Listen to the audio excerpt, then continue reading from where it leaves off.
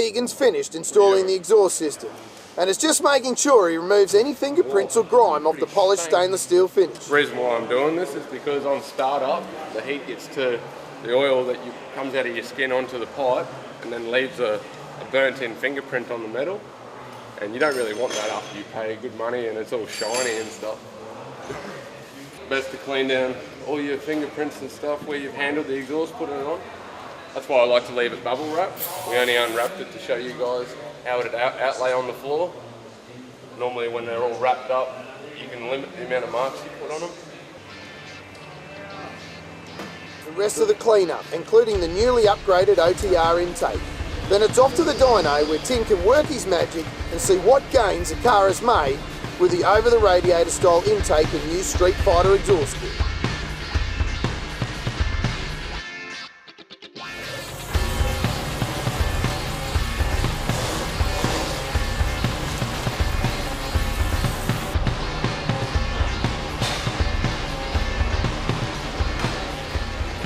Being right across the road from Archerfield Airport, the workshop sometimes sounds more like an airbase at times.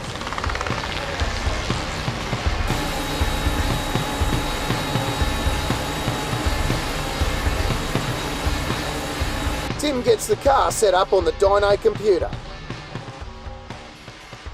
Righto, I'm just about to start tuning a VE Calais. I've just put it on the dyno.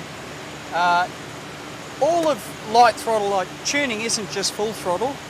I've got light throttle, cruise, all of that sort of stuff. So what I like to do is get it up to a gear, get it into fourth gear, and then I like to check it at all the speeds you drive at. So 50, 60, 70, 160, whatever it is. So I'll just look for ignition, I'm watching my timing, ignition timing, make sure it's not pinging. I'm checking to see that at the right amount of load it switches over to full throttle. There's a pretty loud ping just there, I can see. On the scanner it shows it very clearly. So I've got to take some timing out there. So that was 50 k's an hour, I'll take it up to 60. And this just gradually brings up the RPM, so you can check it at various points. It's pinging quite badly there. That's what normally happens when I swap the timing table over. As I said, I've just put it on, I've made no adjustments. So this is just the beginning part. I do this before I do full throttle.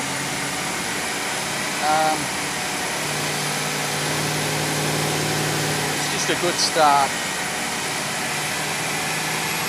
I'm up to 90 now, and that's at 2.5 grand. Still lightly pinging whenever I load it up, so before I can do a full throttle run, I've got to go back and just change the tables.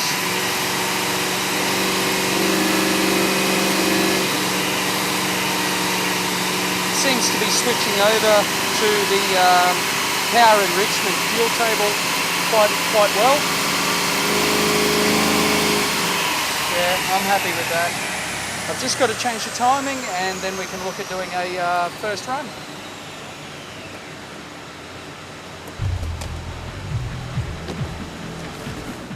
The red numbers indicate the range the car was pinging at. A quick tune change and it's time for a first run.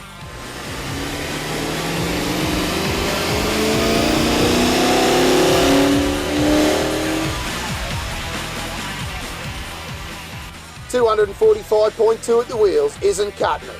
So Tim continues with further tuning to produce a better result and eliminate that pinging.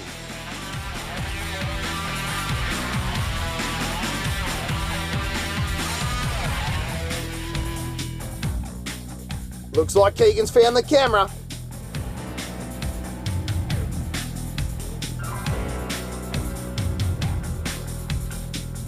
While waiting to tune to load, Tim's on the prowl in an online auction looking for a new piece for his sword collection.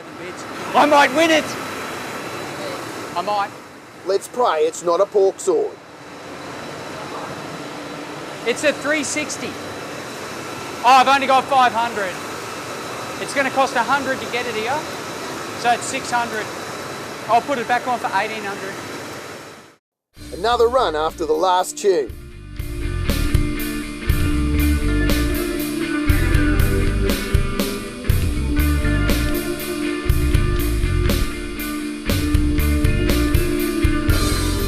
Although the car is making gains, Tim hasn't had any luck with that sword auction. Fucking disappointing. I think the missus is pretty happy about that one. I am here to tune cars, not buy swords on eBay.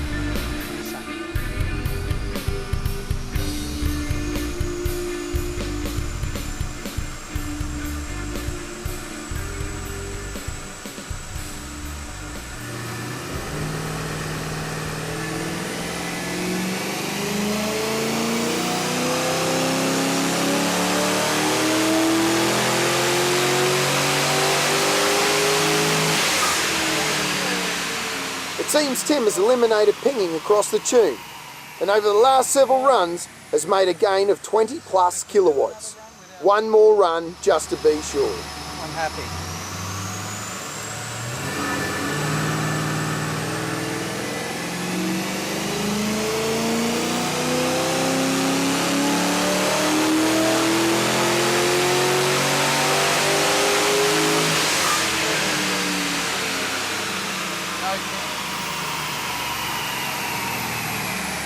I know it will next one. I know I'm at the limit of my timing because when I first started I had the timing of 22 degrees of ping.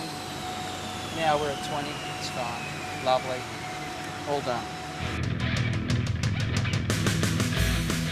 This 2007 Holden VE Calais has seen gains after an over-the-radiator intake upgrade and exhaust system upgrade, making an easy 262.4 at the wheels, plus seeing better overall performance. You can't argue with that.